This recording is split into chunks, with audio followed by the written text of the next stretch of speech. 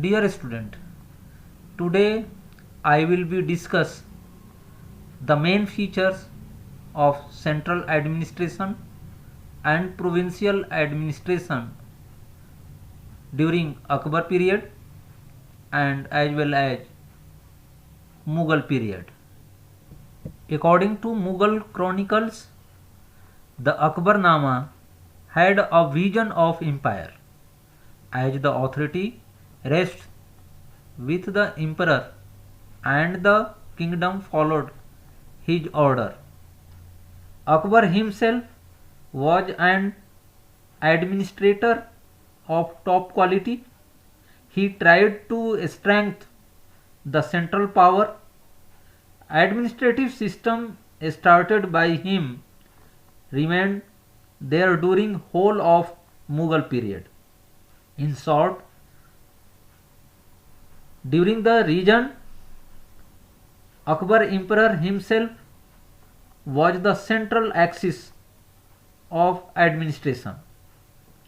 All the powers of administration were in his hands and there was no restriction on his powers. Even then, the emperor hardly acted as an autocratic ruler. Mullahs and Maulvis had no impact on him. He considered himself as a representative of God. There was an arrangement of council of ministers for giving help to emperor in the administrative activities. Powers of the ministers were not elaborated as in modern time. They worked according to the orders of the emperor. That is why they could have been called as a secretaries of emperor. The post of prime minister was above all the other ministers. Emperor used to seek his advice on all the serious matters. Every minister was responsible to emperor himself. They could remain in their office until the emperor remained happy with them. Important ministers and their work discussed one by one. The central machinery was organized on the basis of division of powers. The Wazir continued to be the head of revenue department but not stayed as principal advisor of the king. He was referred to as Diwane Ala. Mir Bakshi was the head of the military department and nobility. Leading grants were appointed for this post only. He recommended or appointed to Mansab were sent to the emperor.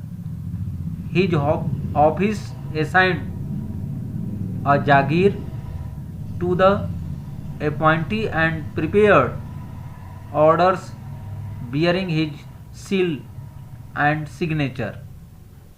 The Diwan and Mir Bakshi were at par with and supported and checked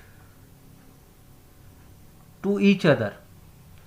Sadr uz Sudar was a minister of grants or Midad e Mas and head of judicial department was chief Kaji. Khan Sama used to arrange necessary things for emperor and his royal family. Main Kaji work was to give justice. He was the topmost judge after the emperor. Diwan used to keep account of the empire. His signature were required to pay money to anyone. Other central administration related ministers were related from forest department, postal department and department of artillery. इस प्रकार हम देखते हैं कि मुगल काल में बादशाह केंद्रीय प्रशासन का केंद्र बिंदु होता था।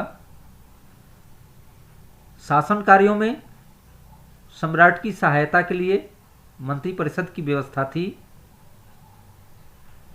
वे सम्राट के आज्ञानुसार काम करते थे। प्रमुख मंत्रियों में वजीर, जो प्रधानमंत्री के रूप में कार्य करता था, सम्राट को प्रत्येक विषय में सलाह देता था।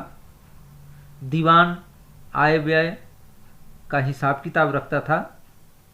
मीर बख्शी का कार्य सैनिक तथा असैनिक कर्मचारियों का वेतन देना था और सैनिक संगठन केंद्रीय स्तर पर मजबूत करना था। मुख्य सदर धर्म संबंधी कार्य संपन्न करते थे। खानसामा सम्राट और उसके परिवार के लिए आवश्यक सामान की व्यवस्था करते थे। मुख्य काजी न्याय संबंधी कार्य संपन्न करता था और सम्राट के बाद वही सबसे बड़ा न्यायाधीश था। तो इस तरह से हम देखते हैं कि केंद्रीय प्रशासन का प्रमुख राजा होता था, बादशाह होता था और वो अपने कार्य को मंत्रिपरिषद की सहायता से पूरा करता था। अब मैं आपको प्रांतीय प्रशासन की मुख्य विशेषताओं के बारे में बताने जा रहा हूं। Under the Akbar the empire was divided into suba known as provinces. The division of functions established at the center was replicated in the province. A governor named Subedar, a Diwan, a Bakshi, a Sadar, a Kaji and a Nawab were appointed to each of province. Suba was divided into Sarkar and Sarkar divided into Paragna. The lowest unit of administration was the village. In each Suba, the Diwan was directly subordinate to the Diwan-e-Ala. Each Suba had a Bakshi who worked under the central Mir Bakshi. The local administration was looked after at the level of the Paragna by 3 semi-hereditary officers: the Kanungo, keeper of revenue record, the Chaukdar, in charge of revenue collection, and the Kaji, related from justice work. The departments of administration maintained a large support staff of clerks, accountants, auditors, messengers and other functionaries who were technically qualified officials functioning in accordance with the standardized rules and procedures and generation by generation. तो इस प्रकार हम देखते हैं कि प्रांतीय प्रशासन भी व्यवस्थित था मुगल साम्राज्य में प्रशासन की दृष्टि से, सुविधा से प्रांतों में बांटा गया था, जिसके मुखिया सूबेदार होते थे। प्रांत सरकार में और सरकार परगने में बटा हुआ था, और स्थानीय स्तर पर भी शासन की इकाई होती थी। तो इस तरह से हम देखते हैं कि मुगल काल में डिसेंट्रलाइजेशन ऑफ पावर के कॉन्सेप्ट के आधार पर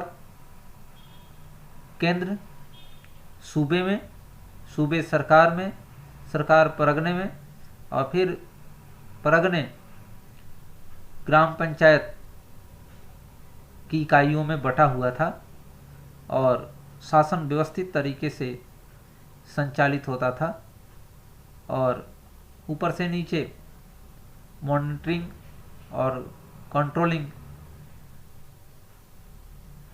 की सुविधा देखने को मिलती है।